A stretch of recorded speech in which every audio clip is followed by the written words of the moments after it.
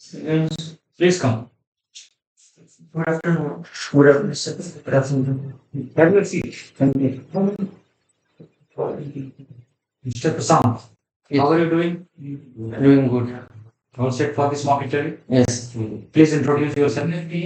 Sir मैंने schooling Navodaya Vidyalaya Vaishali से complete किया। उसके बाद BTech in computer science Jaypee institute of information technology Noida से करके वहाँ इन्फोसिस में मेरा प्लेसमेंट हुआ। फिर मैं वहीं पे 2021 तक वर्किंग रहा। उसके बाद सर मैंने सिविल सर्विस का प्रिपरेशन करने का डिसाइड किया और सर इसके साथ मैं नेशनल एडवेंचर इंस्टीट्यूट पचमढ़ी से एक ट्रेंड कैडेट हूँ और हैंडबॉल में मैंने सर नेशनल भी खेला है। तो पुलिस सर्विस की तरफ मेरा एक नेचुरल इंक्लिनेशन है। तो इसलिए मेरी पोस्ट प्रेफरेंस वो जितने भी यूनिफॉर्म सर्विस है वो सबसे पहले। प्राइवेट सेक्टर आपने क्यों छोड़ा? क्यों आपने ऐसा ऐसा फैसला किया? जी सर, इसके पीछे फैसला लेने के दो मुख्य कारण है। एक तो पर्सनल है सर कि कहीं ना कहीं सर बचपन से सिविल सर्विस में आने का मन था और दूसरा सर एक यूनिफॉर्म सर्विस के लिए इंक्लिनेशन रहा। दूसरा प्रोफेशनल रीजन ये सर है कि मुझे बिहार में सर्व करने का एक इंटरेस्ट है और मैं अब चाहता हूँ फील्ड वर्क करना सर और सोसाइटी को कंट्रीब्यूट करना। ओके, अच्छा ये बताइए कि प्राइवेट सेक्टर और पब्लिक सेक्टर में 3 मेजर डिफरेंसेस क्या है? सर प्राइवेट सेक्टर मुख्यतः सर प्रॉफिट मैक्सिमाइजेशन पे वर्क करती है, बट पब्लिक सेक्टर का सोसाइटी को कंट्रीब्यूट ही करने का उद्देश्य होता है। पब्लिक सेक्टर सर कहीं ना कहीं वो गवर्नमेंट या पीपल का जो शेयर है वो इन्वेस्टेड होता है, पैसा इन्वेस्टेड होता है। प्राइवेट में उसमें भी इन्वेस्टेड होता है बट वो प्राइवेट ऑन्ड होता है, उसमें डिसीजन मेकिंग में गवर्नमेंट का कोई योगदान नहीं। अच्छा ये बताइए, जो जो कंपनी आपने छोड़ी इन्फोसिस, उसका जो मार्केट में उसका वैल्यूएशन कितना है in terms of dollar? Sir presently it is $300 billion. और वर्ल्ड में उसका स्थान कितना है इस कंपनी का? अभी सर वर्ल्ड में तो पता नहीं बट सर इंडिया में फोर्थ। ओके, इसके सीईओ कौन है अभी? Sir Salil Parekh is the present CEO of Infosys. CEO है आप? Yes sir. अच्छा ये बताइए कि बिहार पुलिस सर्विस आपकी पहली प्रायोरिटी है, जी सर। ठीक है? चैलेंजेस क्या है इस फील्ड में? एज अ पुलिस ऑफिसर क्या आप चैलेंजेस फॉरसी करते हैं? 3 मेजर चैलेंजेस बता दीजिए। ओके सर, फर्स्ट चैलेंज जो मैं सर देख पा रहा हूँ कि मॉडर्नाइजेशन इन पुलिस कम है। सेकंड सर टेक्निकल जो इंडिविजुअल्स हैं उनका अभाव है अभी पुलिस सर्विस में। जनरल रिक्रूटमेंट हो रहा है जबकि जो सर्विस है वो धीरे धीरे टेक्निकल ओरिएंटेड हो रहा है due to the nature of the crime is inclining towards the cyber crime और ये सब है इनके कारण। तीसरा सर जो पीपल का इसकी तरफ जो एक ओरिएंटेशन है वो थोड़ा निगेटिव है सर, तो उसको पॉजिटिव करने की बात। What is your take on gender sensitive policing? Do you think that Bihar में ऐसा कुछ हो रहा है? जी sir, presently Bihar government police में और बाकी सर्विस में भी जो मूवमेंट रिजर्वेशन किया है इसके कारण अभी बिहार सबसे प्रथम स्थान है पुलिस में जो महिलाओं की संख्या में। तो ये एक अच्छा है कि पुलिस महिलाओं के रिस्पेक्ट में जो पुलिसिंग है उसके डायरेक्शन में अच्छा इम्प्रूवमेंट। बहुत अच्छा। ये बताइए कि हिस्ट्री आपका ऑप्शनल सब्जेक्ट है, तो हिस्ट्री में सबसे आपके फेवरेट पर्सनालिटी कौन से हैं? सर मैं इससे पहले सर कुछ बताना चाहूँगा। Please go ahead. सीजन 68 में जो ऑप्शनल था वो क्वालिफाइंग हो गया, तो मैं ऑप्शनल एज अ हिस्ट्री तो नहीं पढ़ा हूँ बट 67 में मेरा फिजिक्स ऑप्शनल था। और सर जो अभी पर्सनालिटी का बात है सर महात्मा गांधी मेरे हिस्टोरिकल पर्सनालिटी में। क्यों ऐसा है? सर महात्मा गांधी का जो विचार है कहीं ना कहीं सर पूरे विश्व स्तर पर और एक इंडिविजुअल स्तर पर भी और नेशन स्तर पर भी कहीं ना कहीं एक बहुत ज़्यादा उपयोगी है सर। और अभी की स्थिति में जहाँ इतना ज़्यादा वॉर और ये सब हो रहा है और क्राइम बढ़ रहा है तो कहीं ना कहीं उनके विचार का भी तो सबसे ज़्यादा जरूरी है। चलिए बता दीजिए हमें कि अकबर और अशोक में सबसे बेहतर कौन थे एज एन एडमिनिस्ट्रेटर? सर दोनों एडमिनिस्ट्रेटर अच्छे थे, किसी एक को अच्छा कहना उचित नहीं होगा, लेकिन हम ये बोलेंगे कि बहुत सारे जो अशोक के एडमिनिस्ट्रेटिव इनिशिएटिव थे वो अकबर भी फॉलो किए थे। तो एज अ बिगनर मैं उनको प्लस में ही रखूंगा, मैं उनसे अच्छा बोलूंगा। अब इनको अशोक अच्छा क्या है? अशोक को, क्योंकि वो स्टार्ट लिए थे इनिशिएटिव। ऑल्दो सर अकबर ने भी बहुत सारे रिफॉर्म किए और अच्छा एडमिनिस्ट्रेशन किया, लाइक जो उनका सेकुलरिज्म की तरफ था, दीन इलाही था, तो काफी अच्छा। अच्छा ये बताइए, हिस्ट्री में ऐसा कौन सा इवेंट है आप चाहते हैं कि वो अगर आपको उस पर कंट्रोल दिया जाए तो आप उसको नहीं होने दिए? जी कोई सर। ऐसा इवेंट? जी सर, मुझे लगता है सर बैटल ऑफ पलासी को मैं नहीं होने देता। क्यों? क्योंकि मॉडर्न हिस्ट्री में अगर टर्निंग पॉइंट देखें तो बैटल ऑफ पलासी है, जहाँ से एक मोरल डिक्लाइन हो गया इंडिया का। अगर उसको चेंज करते तो कहेंगे बंगाल एक अच्छा डिफेंसिव फ्रंट था अगेंस्ट द ब्रिटिश और उतना राइज नहीं कर पाया। अच्छा, बहुत अच्छा। ये बताइए कि भारत का जो पार्टीशन हुआ उसके लिए कौन जिम्मेवार था? इंडियन नेशनल कांग्रेस की गांधी जी या कोई और? सर किसी एक को मैं इसके लिए जिम्मेदारी नहीं ठहरा सकता हूँ, लेकिन हाँ इसकी शुरुआत सर कहीं ना कहीं जो डिवाइड एंड रूल जो पॉलिसी था, उसके बाद जो मुस्लिम लीग का डिमांड स्टार्ट हो गया, तो कहीं ना कहीं मुस्लिम लीग की कोई मानेंगे जिम्मेदार, क्योंकि उनका ही मेजर डिमांड था। इनमें मैं गांधी जी को या नेशनल कांग्रेस को नहीं मानूंगा। नेशनल कांग्रेस का स्टैंड ये था कि कैजुअलिटी कम से कम हो, ताकि एक अच्छा गवर्नेंस सिस्टम फ्यूचर में एस्टेब्लिश हो सके। आपको नहीं लगता है कि Indian national movement was being led by Indian national Congress, and the fact that Indian national Congress could not save the partition, that in itself shows that there were severe limitations on the part of Indian national movement as well as Indian National Congress? No, sir, I will not say it was the defeat of the Indian National Congress, because Congress tried too much and initiated many movements to free the India from the British. But that was the consequences, and that was the best way to escape from the casualty that was being due to the Hindu-Muslim polarization. Okay. Now, India-China war, in which India was defeated, do you think that the initial years after independence, the Indian foreign policy was weak?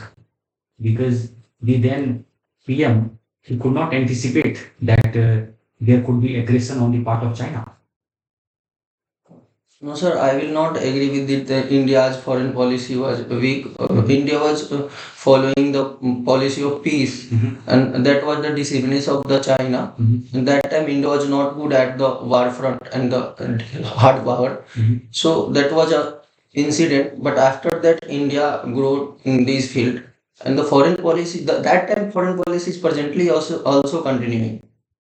So, आपको लगता है कि उस वक्त की foreign policy ज्यादा एडमिनिस्टिक थी, आज के संदर्भ में ज्यादा रियलिस्ट है? सर फॉरेन पॉलिसी कहीं ना कहीं जरूरत के हिसाब से इवॉल्व होता है, तो हम बोल सकते हैं कि जरूरत के हिसाब से थोड़ा इवॉल्व हुआ है, but the base of the foreign policy अभी भी कहीं ना कहीं नॉन एलिगमेंट पीस यही है इंडिया का। बहुत अच्छा। अंतिम प्रश्न हमारी तरफ से, अपने पर्सनालिटी के कोई 3 वीकनेसेस हमें बता दीजिए। जी सर, फ्री तो नहीं सर, मैं दो अभी रिकॉल कर पा रहा हूँ। तो सर मैं थोड़ा सा सस्पेक्ट हूँ, किसी पे जल्दी विश्वास नहीं कर पाता हूँ। और सेकंड सर थोड़ा काइंड भी हूँ, और कभी कभी मैं ज़्यादा जल्दी किसी को हेल्प करने के लिए चला जाता हूँ। तो क्या हम इससे ये माने कि मान लीजिए आपको कोई ब्राइट दे रहा है तो आप उसको हेल्प करने के लिए रेडी हो? नहीं सर, ऐसी स्थिति नहीं है। उनकी अगर स्थिति बहुत खराब है तो हो सकता है मैं अपने पर्सनल लेवल पर भी जाके उनको हेल्प कर सकता हूँ। Thank you. Thank you. Prashant ji, जी लास्ट क्वेश्चन सर का था।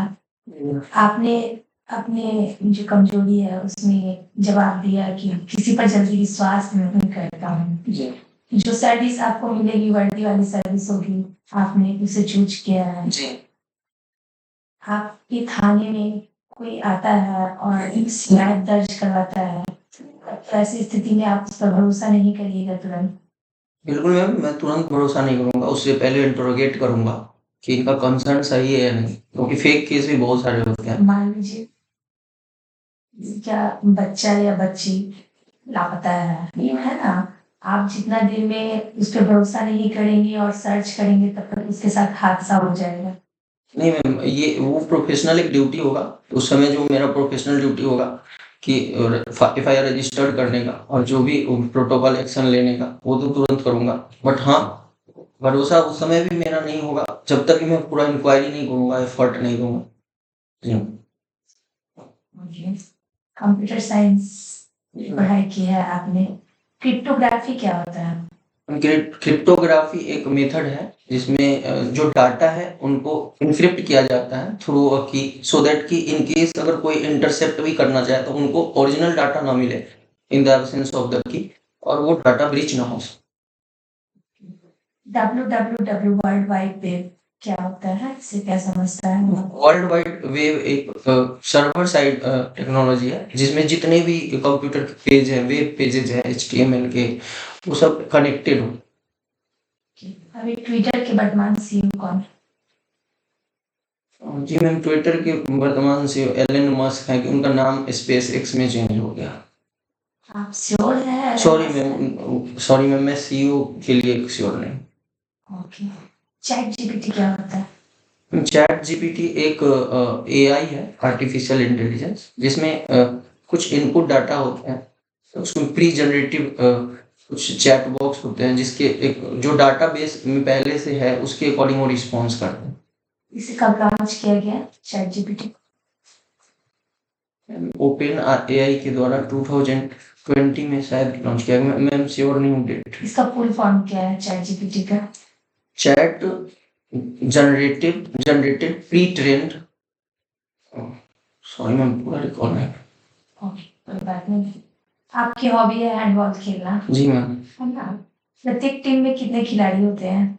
प्रत्येक टीम में 7 प्लेयर होते हैं, 6 जो मेन ग्राउंड प्लेयर होते हैं, 1 गोलकीपर। और एक मैच जो होता है वो कितने मिनट का होता है? 3 सेट में खेले जाते हैं, 30 मिनट के, तो 1.5। पूरा मैच वो तो 30 मिनट्स के होते हैं, लेकिन पूरा एक राउंड जो मैच 90 मिनट 90 मिनट्स का 3 सेट, यस। 3 सेट्स में खेले जाते हैं। जी। और इसकी जो ग्राउंड होती है उसकी लंबाई चौड़ाई क्या होती है? उसकी लेंथ 40 मीटर होती है और विड्थ 20 मीटर। ओके। आप बताइए, इंडियन हैंडबॉल के फादर के नाम से किसे जाना जाता है? जगत सिंह लोहान को इंडियन हैंडबॉल फादर के नाम से जाना कहाँ जाता के हैं ये? है। रोहतक के हैं, हरियाणा से। आजकल हम लोग हिस्ट्री में देखते हैं कि इतिहास का पुनर्लेखन हो रहा है ना? जी हाँ। जो पहले से बहुत सारी चीज लिखे हुए हैं उनमें दोहराव हो रहा है, जी हाँ। तो इस पर आपकी क्या राय है? हिस्ट्री, स्पेशली एंशिएंट हिस्ट्री, ऐसा डोमेन है मैम कि उसमें तथ्य का इंटरप्रिटेशन बहुत इम्पोर्टेंट है। तो फिर से लिखने का मतलब ये है कि तथ्य का जो इंडियन एस्पेक्ट में इंटरप्रिटेशन है उसके अकॉर्डिंग लिखना, जबकि जो पहले जो इंटरप्रिटेशन था हिस्टोरियन में बहुत सारे ज़्यादा जो पहले थे वो वेस्टर्न डोमेन से थे, तो इसीलिए बोला जाता है कि फिर से लिखना। आधार पे उसे लिखा जाएगा, क्योंकि हिस्ट्री तो लिखा हुआ चला आ रहा है जी मैम। ना? तो उसका फिर आधार क्या होगा? इसमें मैं यहाँ पर एक एग्जांपल देना चाहूँगा, जैसे कि आर्य के बारे में जो थ्योरी है, अलग अलग हिस्टोरियन का अलग अलग मत है, लेकिन उसमें अगर हम अपनी किताब में जो इंडियन मत है, इंडिया के जो कल्चर को ज़्यादा सपोर्ट करता है, वो अगर एक किताब में रहेगा तो कहीं ना कहीं एक इंडियन कल्चर के प्रति एक ज़्यादा कॉन्फिडेंस बिल्डिंग होगा। तो इस एस्पेक्ट में ये कहा जाता है कि फिर से पुनर्लेखन की जरूरत। टेक्नोलॉजी है जिसमें सॉफ्टवेयर के थ्रू किसी पर्सन का आइडेंटिटी जो है ओवरलैप कर लिया जाता है और वो नहीं होते भी उनको प्रोजेक्ट किया जाता है। सरकार को क्या करना चाहिए डीप फेक रोकने के लिए? मैम, इसके लिए जो हमारे पास IT एक्ट है उसमें इस प्रोविजन को भी ऐड कर सकते हैं ताकि डीप फेक के लिए एक स्ट्रिंजेंट पनिशमेंट की व्यवस्था हो सके। अच्छा, आप मुझे ये बताइए, डेली डिक्लेरेशन जो था जी उसके अंतर्गत मुख्य बातें क्या थी?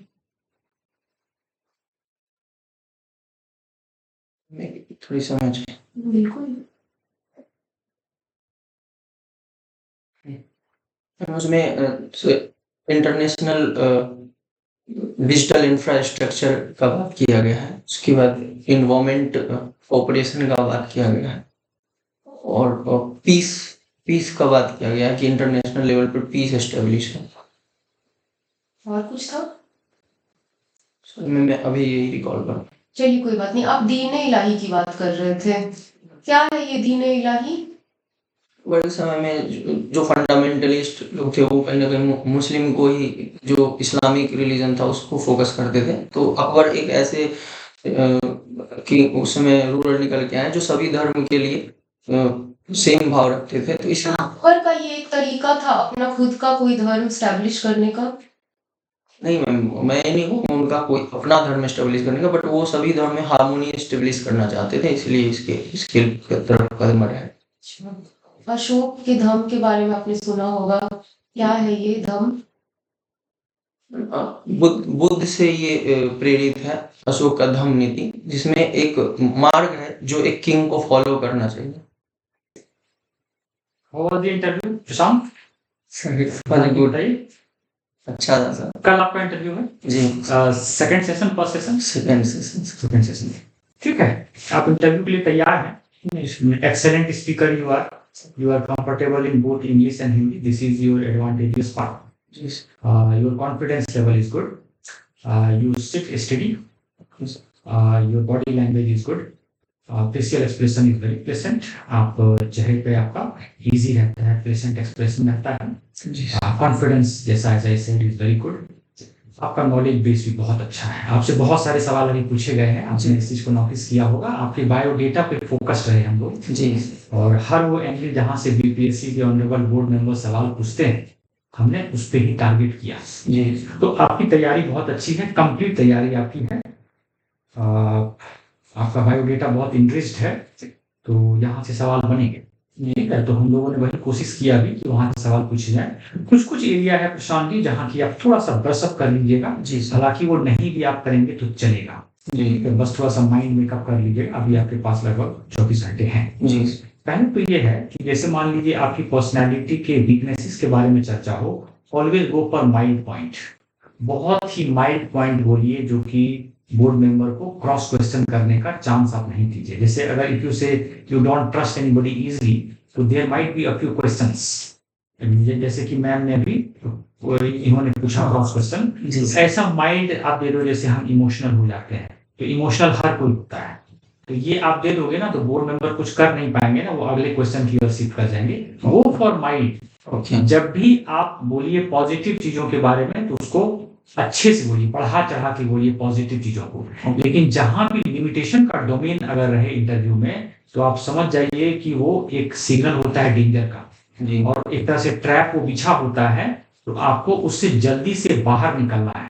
And one of the best ways to get out of that trap being spread by the honorable board members is go for very mild point ताकि जल्दी से आप वहां से निकल सकिए। सेकंड थिंग इज कि a question was asked to you regarding history कि कौन सा ऐसा इवेंट है जिसको आप चेंज करना चाहेंगे। तो यहाँ पर आप कोई आंसर नहीं दे, आप बोले कि सभी इवेंट इंपॉर्टेंट थे, हर किसी से हमें विजडम मिलता है। हालांकि इससे इंटर रिलेटेड एक सवाल आपको आया था कि 3 हिस्टोरिकल पर्सनालिटी जो फेलियर थे, आपने उसका जो आंसर नहीं दिया, दैट वाज ब्रिलियंट। अगर वो ट्रैप था आपके जी, वो आपके लिए ट्रैप था, आप स्मार्टली उससे बाहर निकल गए। हमने फर्दर उससे आपसे क्वेश्चन नहीं पूछा क्यों, आप ट्रैप में फंसे। लेकिन यहाँ पे जो एक इवेंट हिस्ट्री का जो आप चेंज करना चाहते हैं, नेवर यू से कि सभी हमें एक्सपीरियंस और विजडम दे रहे हैं, हमें सीख दे रहे हैं, सो मुझे लगता है कि कोई चेंज करने की जरूरत नहीं है। Okay. अगर मान लीजिए ये पॉइंट नहीं देना है तो कहिए कि हम इस तरह का कोई event I can not recollect as of now, तो they will move to next question.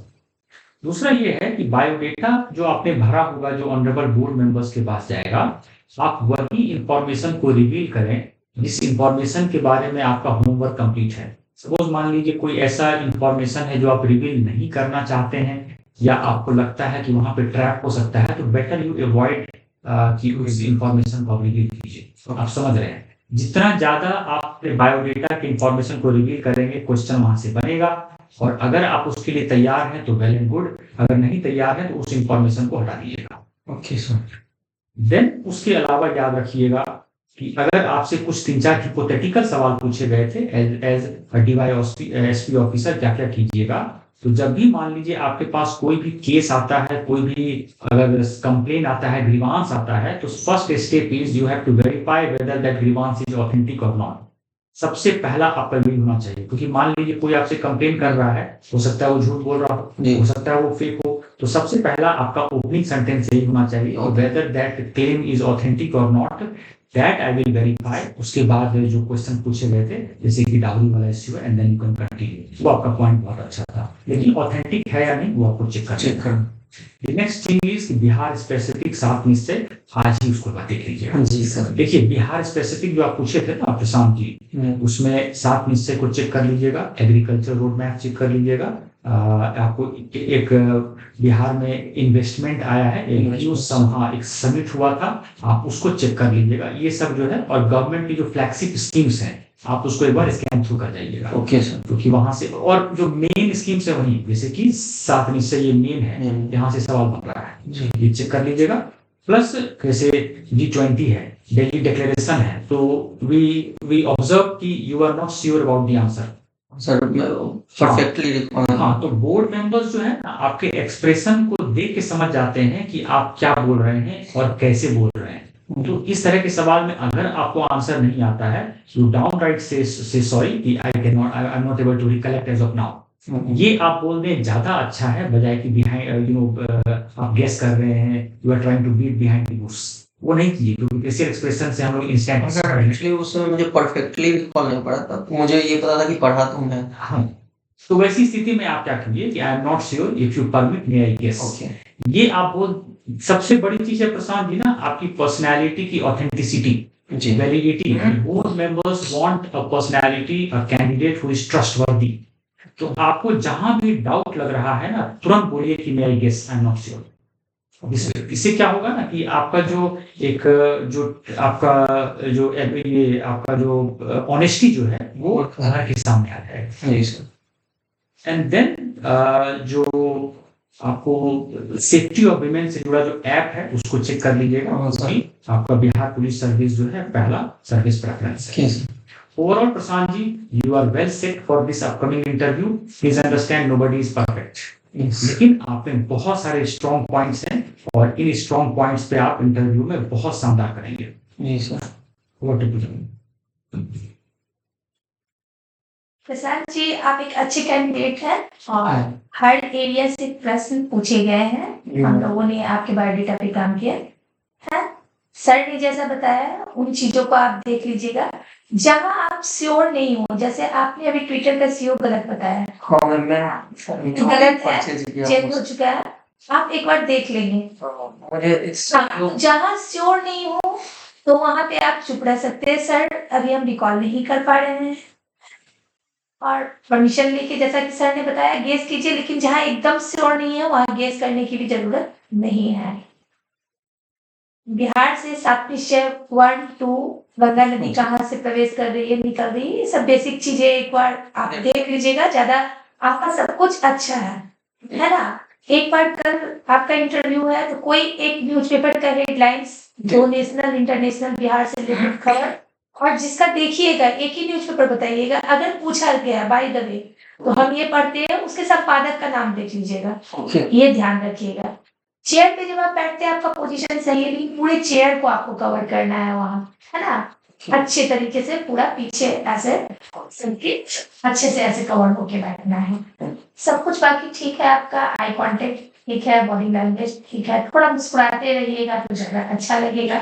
Board members को सभी सीनियर्स होते हैं, और बाकी हम देखिए इंटरव्यू के लिए रेडी हैं आप।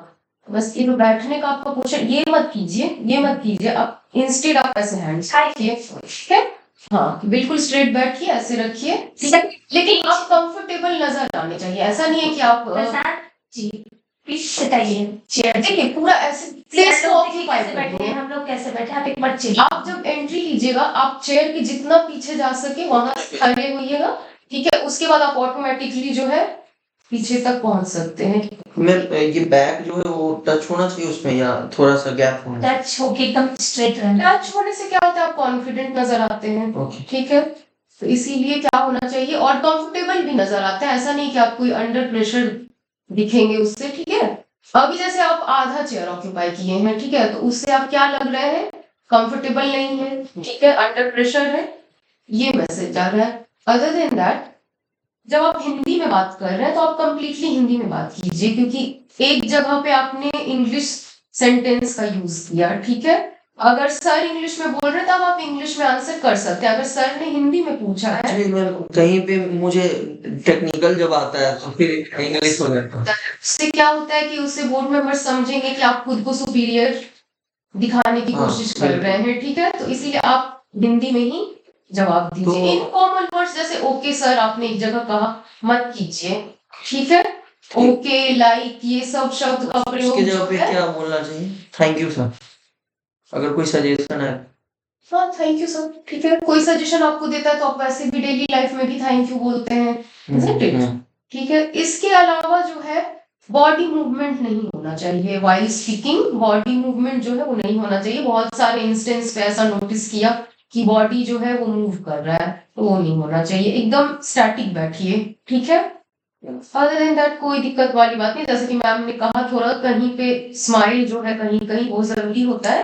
ऐसा लगना चाहिए कि आप बोर्ड मेंबर से बात कर रहे हो, आप उस प्रोसेस को एंजॉय कर रहे हो, ठीक है। ठीक है, कल best of luck for thank you. Tomorrow, ठीक है। एक और चीज करना था, आप जब इस रूम में आए थे इंटरव्यू के लिए, तो चेयरपर्सन यहाँ आपको दिख रहे होंगे जो बीच में है ना, और वहाँ भी वही रहेगा।